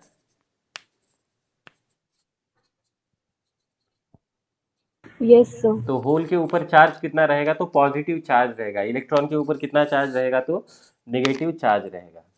ओके, तो अब मुझे बताना, हमने तो यहाँ पे सिर्फ एक ही बॉन्ड को ब्रेक किया है, क्योंकि जैसे मैंने बोला कि सारे के सारे बॉन्ड तो ब्रेक होंगे नहीं, कोई कोई बहुत कम बॉन्ड मेरे ब्रेक होने लगते हैं। यहाँ पे हमने टोटल एटम कितने लिए रहे, 9 एटम। 9 एटम में से सिर्फ मैंने एक बॉन्ड ब्रेक किया। मेरे पास पास कितने एटम्स हो सकते हैं, एन एटम्स हो सकते हैं, बराबर ना? एन एटम्स में से देखा जाए तो n-9 बॉन्ड शायद ब्रेक हो जाए। n-9 बॉन्ड अगर ब्रेक हो रहे तो मेरे पास n-9 इलेक्ट्रॉन्स मिल जाए। और जितने इलेक्ट्रॉन्स फ्री हो रहे हैं यहाँ पे, जितने भी इलेक्ट्रॉन्स यहाँ पे फ्री होने वाले हैं, उतने ही वैकेंसी मेरी क्रिएट होगी, बराबर ना? समझ रहे हो क्या? अरे बोलो जल्दी जल्दी। जितने इलेक्ट्रॉन्स फ्री हो रहे हैं उतनी ही वैकेंसी क्रिएट होगी वहां। Yes, sir. ओके, तो मैं यहाँ पे बोल सकता हूँ कि इस तरह से देखना, number of electrons is equal to number of holes. Can I say this? जितने इलेक्ट्रॉन्स फ्री हो रहे उतने ही मेरे होल्स क्रिएट हो रहे हैं यहाँ पे। समझ में आ रहा है क्या? अरे बोलो। Yes, sir.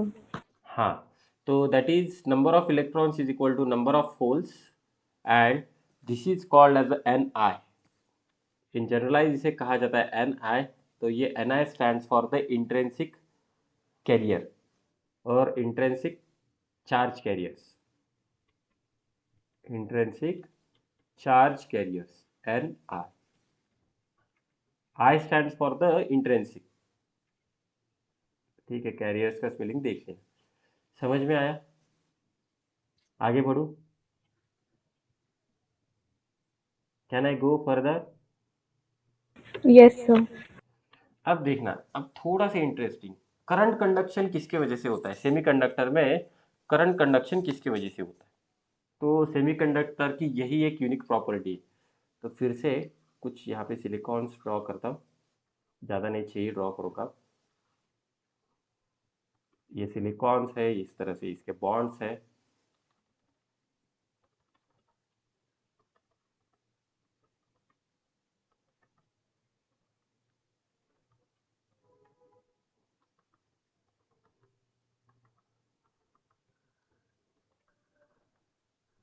ठीक है, ज़्यादा नहीं, चलो इतना ही काफ़ी है। अब देखना मैंने क्या किया था रे, यहाँ पे अलग अलग इलेक्ट्रॉन्स दिखाए थे इस तरह से, येलो कलर से। ये क्या थे आपने, इलेक्ट्रॉन्स थे, बराबर? ठीक है ना? तो मैं दूसरा ज़्यादा नहीं दिखाऊंगा, बहुत ज़्यादा थी ये वाला चैप्टर। हाँ, मैंने क्या किया था रे, एक बॉन्ड को ब्रेक किया था, बराबर ना? यहाँ से एक इलेक्ट्रॉन निकला था, ये इलेक्ट्रॉन फ्री हुआ है। यहाँ पे क्या क्रिएट हुआ है, अगर यहाँ से एक बॉन्ड ब्रेक हुआ तो क्या क्रिएट हुआ है, जल्दी जल्दी बोलो। एक वैकेंसी क्रिएट हो गई है, इलेक्ट्रॉन की एक वैकेंसी क्रिएट हो गई है, बराबर ना? यहाँ पे क्या क्रिएट हुआ है, मेरा वैकेंसी। अबे समझ आ रहा है क्या? Yes, sir. अब देखना, ये वैकेंसी है, वैकेंसी के ऊपर चार्ज कौन सा है रे? वैकेंसी के ऊपर चार्ज कौन सा है, पॉजिटिव चार्ज। इलेक्ट्रॉन के ऊपर कौन सा चार्ज होता है, नेगेटिव चार्ज। वैकेंसी के ऊपर कौन सा चार्ज रहेगा, पॉजिटिव चार्ज।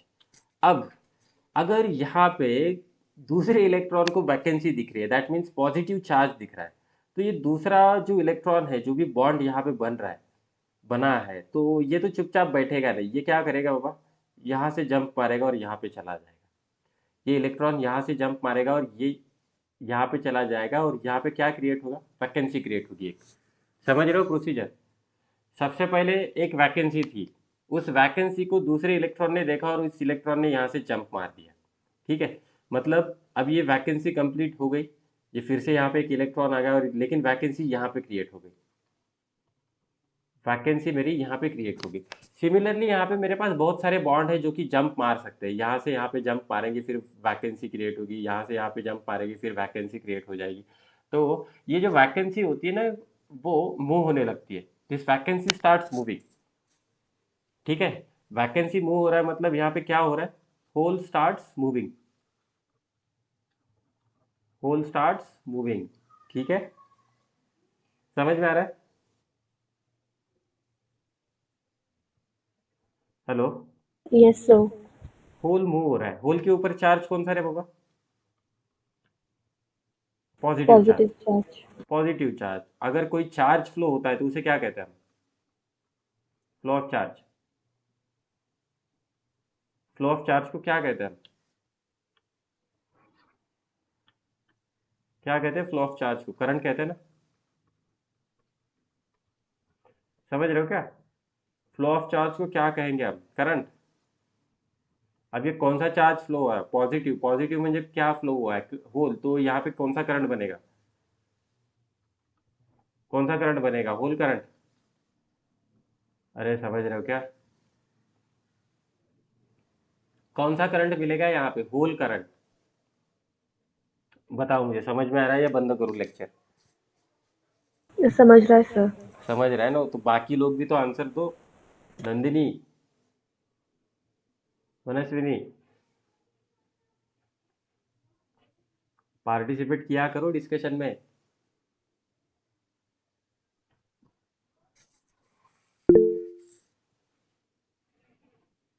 ठीक है, तो चलो यहाँ पे ऐसा चार्ज फ्लो होने लगा, इस चार्ज को हमने क्या नाम दिया होगा, होल नाम दिया था, और मेरा एक करंट मिल रहा है, this is called as a hole current. Okay, अब देखना, ये इलेक्ट्रॉन मेरा फ्री है। फ्री इलेक्ट्रॉन कहाँ पे होता है, वैलेंस बैंड में होता है, कंडक्शन बैंड में होता है। फ्री इलेक्ट्रॉन्स कहाँ पे होता है, वैलेंस बैंड में या कंडक्शन बैंड में? फ्री इलेक्ट्रॉन कहाँ पे होता है,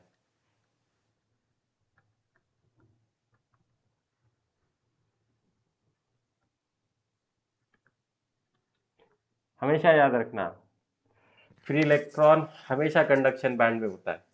वैलेंस बैंड में इलेक्ट्रॉन मेरे फ्री होते नहीं है, वो उसी ऑर्बिट में होते हैं, वो फ्री होते नहीं है। फ्री इलेक्ट्रॉन मतलब वो ऑर्बिट से बाहर निकल रहा है, इसीलिए उन्हें कहा जाता है फ्री इलेक्ट्रॉन। फ्री इलेक्ट्रॉन हमेशा मेरा कंडक्शन बैंड में रहेगा, वैलेंस बैंड में होगा नहीं। तो मतलब कंडक्शन बैंड में भी मुझे इलेक्ट्रॉन मिल रहा है, ये इलेक्ट्रॉन भी अब फ्लो हो गए, तो इसे कहा जाता है इलेक्ट्रॉन करंट। तो मेरे पास दो टाइप के करंट मिल रहे हैं इन केस ऑफ अ सेमीकंडक्टर, एक होता है होल करंट और दूसरा होता है मेरा इलेक्ट्रॉन करंट। एक होता है होल करंट, दूसरा होता है मेरा इलेक्ट्रॉन करंट। समझ में आ रहा है? And this is the unique property of a semiconductor, this is the unique property of the semiconductor. मेरा होल भी मूव हो रहा है और इलेक्ट्रॉन भी मूव हो रहा है, मतलब जो भी करंट मिलेगा ना, टोटल करंट सेमीकंडक्टर में, that total current is due to the current of electron and current of holes, current of electron and current of holes. समझ में आ रहा है? Yes, sir. ओके, तो ये इसकी यूनिक प्रॉपर्टी होती है। सेमीकंडक्टर खास क्यों बनता है, सिर्फ एक ही चार्ज कैरियर की वजह से करंट फ्लो नहीं हो रहा है मेरा, तो दो चार्ज कैरियर्स की वजह से करंट फ्लो हो रहा है। तो जो भी मेरे पास डिवाइसेस होते हैं ना, इसीलिए हम सेमीकंडक्टर बहुत ज़्यादा यूज़ करते हैं, अलग अलग उसकी चीज़ें प्रॉपर्टी होती है। अब देखना, मैं थोड़ा सा इनका एनर्जी बैंड्स ड्रॉ करने की कोशिश कर रहा हूँ, जैसे हमने लास्ट टाइम किया था। तो यहाँ पे समझ लेना, at 0 kelvin and at room temperature,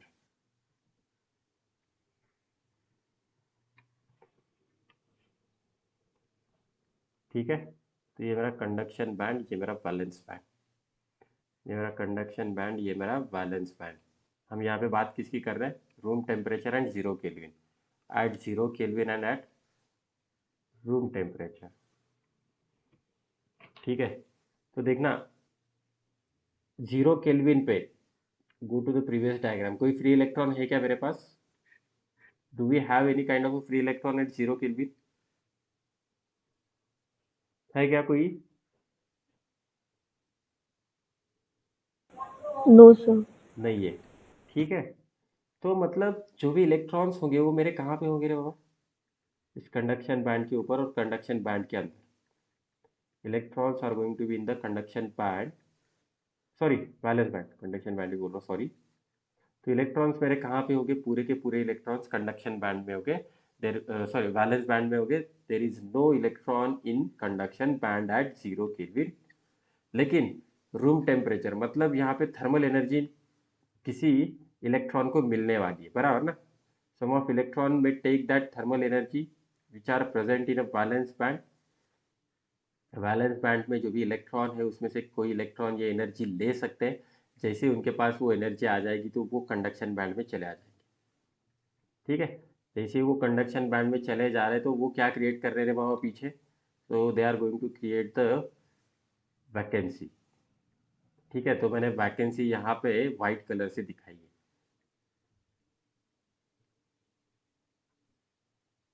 समझ रहे हो? एट रूम टेम्परेचर क्या किया? इस जो भी इलेक्ट्रॉन्स मेरे वैलेंस बैंड में प्रेजेंट थे उन्होंने मेरी एनर्जी ले ली और उसने जंप कर दिया मेरा कंडक्शन बैंड में। ठीक है, समझ रहे हो? तो मतलब क्या हुआ? Conduction band is partially field. ये मैंने बोला था। कहाँ पे लिख के दिया था रे बाबा? यहाँ पे लिख के दिया है conduction band is partially field, बराबर ना? ये कहाँ पे? Eight room temperature. जो भी हम यहाँ पे बात की थी ना हमने, वो रूम टेम्परेचर की थी। ओके, तो ये मेरे इलेक्ट्रॉन्स है, सॉरी ये मेरी वैकेंसी यहाँ पे क्रिएट हो रही है इस तरह से कुछ। समझ में आया ये? So this is called as a pure form of a semiconductor. This is called as a pure form of semiconductor. किसी कुछ डाउट इसमें? No sir. कितना हुआ टाइम? तो आपके बुक में एग्जाम्पल नंबर 14.1 है। Again this is very good question ना। तो मुझे 3 चीज़ें दी गई है, कार्बन, सिलिकॉन, जर्मेनियम। ठीक है, कार्बन कितना होता है? 6 होता है ना? कार्बन में कितने होते हैं? 6 ही होते हैं ना इलेक्ट्रॉन? क्या यस बोलते सर। हैं इसे, एटॉमिक नंबर या mass number? Sir atomic number मतलब नंबर ऑफ प्रोटॉन्स और मास प्रोटॉन्स, हाँ। नंबर मतलब। सिलिकॉन में कितने होते हैं? सिलिकॉन कितना है उसका नंबर पीरियोडिक टेबल में?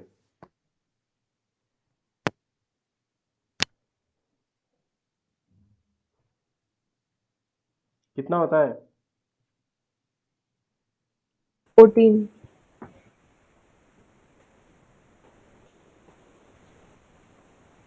14 सही बोल रहे हो गलत? और जर्मेनियम का?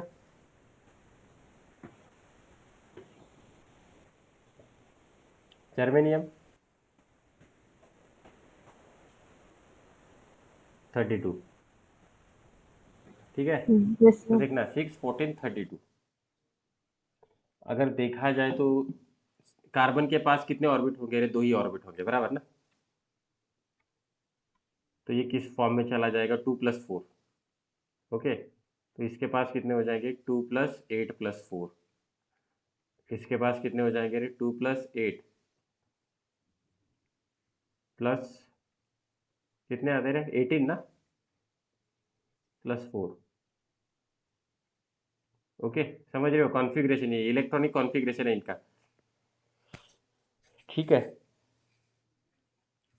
तो अब देखना सिलिकॉन और जर्मेनियम मेरे सेमीकंडक्टर है लेकिन कार्बन मेरा इंसुलेटर है। क्वेश्चन पूछा गया why the carbon is insulator but silicon and germanium is semiconductor. ये दोनों सेमीकंडक्टर है और ये मेरा इंसुलेटर है, ऐसा क्यों? तो देखना यहाँ पे क्या दिया गया। तो ये जो 4 इलेक्ट्रॉन होते हैं वो सेकेंड ऑर्बिट में है, ये थर्ड ऑर्बिट में है, सेकेंड थर्ड। और ये जो फोर्थ इलेक्ट्रॉन है ये फोर्थ ऑर्बिट में है, बराबर ना।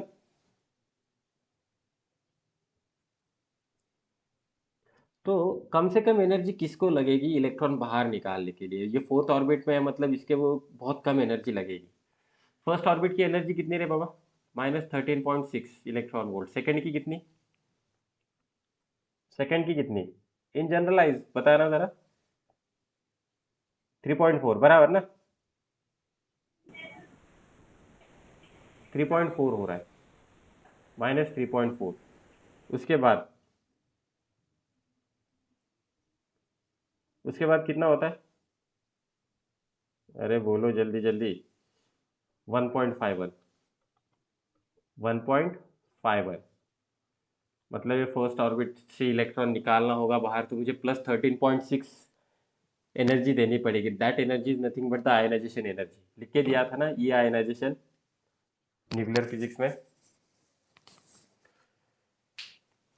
ई आयनाइजेशन लिख के दिया था ना न्यूक्लियर फिजिक्स में, याद है क्या? ई एक्साइटेशन, ई आयनाइजेशन, ई बाइंडिंग एनर्जी, कुछ याद है? अरे बोलो कुछ, पढ़ाई कर रहे हो नहीं? यस सर, याद है। और Yes, फोर्थ sir. ऑर्बिट में कितना आ जाएगा अपना? तो फोर्थ ऑर्बिट में आ जाएगा 0.85। 0.85। अब देखना, ये जो 4 इलेक्ट्रॉन है जर्मेनियम के, वो फोर्थ ऑर्बिट में है। सिलिकॉन के 4 इलेक्ट्रॉन थर्ड ऑर्बिट में है, और कार्बन के 4 इलेक्ट्रॉन मेरे सेकेंड ऑर्बिट में है। ठीक है। तो अगर कंपेयर करोगे तो जर्मेनियम के 4 इलेक्ट्रॉन बाहर निकालने के लिए मुझे सिर्फ 0.85 इलेक्ट्रॉन वोल्ट इतनी एनर्जी देनी पड़ेगी, बराबर। I need to give only the 0.85 electron volt energy. Ionization energy इसकी कितनी हो जाएगी? 0.8 इलेक्ट्रॉन वोल्ट, वो सबसे कम हो जाएगी। नेक्स्ट, सिलिकॉन के निकालने के लिए मुझे कितनी एनर्जी देनी पड़ेगी? 1.5 इलेक्ट्रॉन वोल्ट। ये हम कर सकते हैं। लेकिन कार्बन के लिए देखना, कार्बन के लिए देखना, ये एनर्जी कितनी है? 3.4 इलेक्ट्रॉन वोल्ट। तो ये बहुत ज़्यादा एनर्जी है। और हमने क्लासिफिकेशन भी किया है, यहाँ पे देखना, इंसुलेटर्स में एनर्जी गैप कितना होता है? This energy gap is greater than 3। कम से कम कितना है? 3 है। तो हम यहाँ पे एनर्जी कितनी दे रहे हैं? 3.4। तो इतनी एनर्जी देके भी कुछ फायदा होगा नहीं, क्योंकि मेरा इलेक्ट्रॉन जंप करेगा ही नहीं। कार्बन का जो बैलेंस बैंड में प्रेजेंट है वो कंडक्शन बैंड में जंप करेगा ही नहीं। So carbon is going to be the insulator because we will need more ionization energy compared to the silicon and germanium. Okay.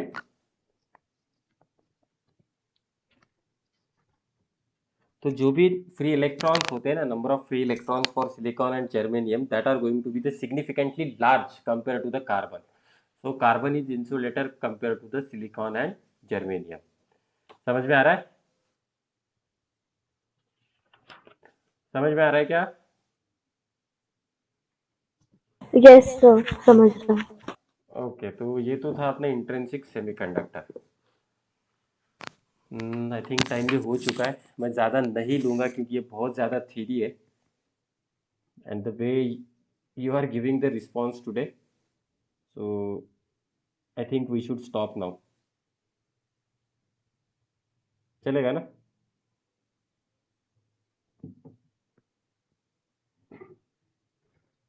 चलेगा? Okay sir. Yes, sir. Sir next class कब रहेगा? कल का क्या शेड्यूल है आप लोगों का? कल कॉलेज जाना है सर, वो कंप्यूटर का सबमिट करने के लिए। ओके, मंगल के दिन छुट्टी है, हाँ हाँ, चलेगा सर उसका भी। तो सुबह सुबह ले ले। हाँ ओके सर। 8 to 10। ओके। मंगल के दिन 8 से 10, हाँ 8 से 10 रख देते। तो देखना, ये जो मैंने पूरा पढ़ाया है ना, इसको जस्ट एक बार एनसीईआरटी से जस्ट गो थ्रू इट। ये तो भेज ही दूंगा मैं अभी, कोई प्रॉब्लम नहीं है।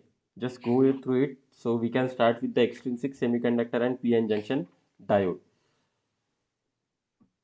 सेमीकंडक्टर डायोड जिसे कहा जाता है।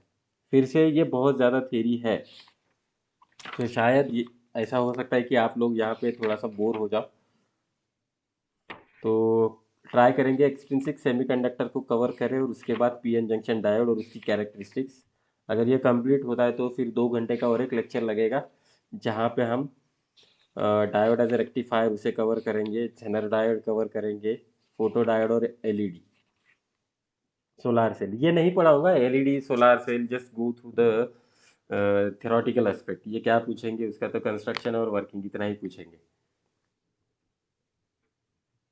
तो ज़्यादा डिटेल में नहीं पढ़ाऊंगा, वो आगे वाली चीज़ें बहुत थेरी है। आप ऑनलाइन लेक्चर में सो ही जाओगे आप, जिस जिस तरह से आज का रिस्पॉन्स रहा है आप लोगों का, तो ज़्यादा डिटेल में जाऊंगा नहीं, चलेगा। बहुत थेरी है, मेरे पास कुछ चीज़ें हैं, नोट्स हैं अच्छे अच्छे, मैं वो भेज देता हूँ इमेजेस, मैं पढ़ा दूंगा सर उसे। इसमें से मतलब क्या क्या पार्ट एक्सपेक्टेड है? देखना ये 7 मार्क का है, 7 मार्क का है, मतलब ये either they can ask the intrinsic semiconductor और एक्सट्रिंसिक सेमीकंडक्टर, इसमें से तो एक क्वेश्चन जरूर आएगा, ठीक है। और दूसरा क्वेश्चन जो है आगे, photo diode, LED, solar cell और सिंपल डायोड, इन चारों में से एक कोई भी पूछ सकता है। कंस्ट्रक्शन, वर्किंग, एप्लीकेशन, कैरेक्टरिस्टिक्स, ये सारी चीज़ें वो पूछ सकते हैं। डिजिटल सर्किट्स है नहीं इसमें अब, so we will not go in that details of the digital circuit, ठीक है। Okay sir.